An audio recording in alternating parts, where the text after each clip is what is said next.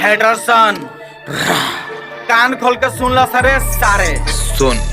बहुत भइल रोस्टिंग अब तोहनी के रैप से भी पेले वाला बानी Hey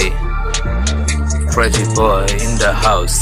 Hey हाँ हमारा नाम क्रेजी नंबर 1 हम करी बिलोंग आसाम से हम करे नहीं दिन रात मेहनत आज यही से हर जगह नाम रे हम डाले नहीं वीडियोस बैक टू बैक हाँ ट्रैक टू ट्रैक हम करी ला ये तक काम रे बाटे हमके खुद पे भरोसा मिलियन के फैमिली बसा रे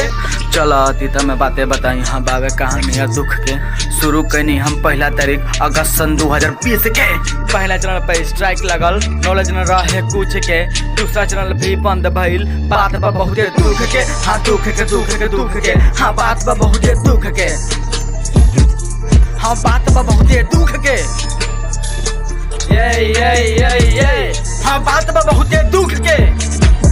तीसरा प्यार पब्लिक के प्यार लेनी नाम बहुत गर्व से घर के बाद गाँव वालन के ताने मिला न कबों के सुख रे मेहनत करनी रोज हम झुकनी ना कब दुख से मुश्किल आइल हर जगह बस काम करनी अपन रूट पे सड़क तो बहुत कठिन रहे तो वो कहनी हम हुब डूब के लड़नी न कबो दूसरे से लड़ाई लड़नी हमेशा खुद से शुरू करनी पैदल जर्नी जब कैमरा भी तो ना रहे नेम फेम के करी का बाद वीडियो के मिलियन में व्यूज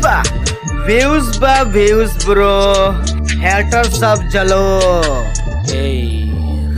सुन कहनी चुप उन लोगों के जे फिजूल के बात बनावेले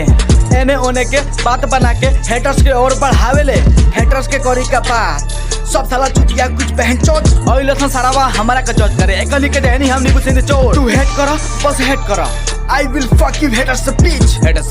hey haters a bitch haters a bitch hey fuck you haters a bitch कहानी ना है काल्पनिक लिखनी बाटे सटीक शुरू भइल सामग्री अब हेटर का हर जगह ली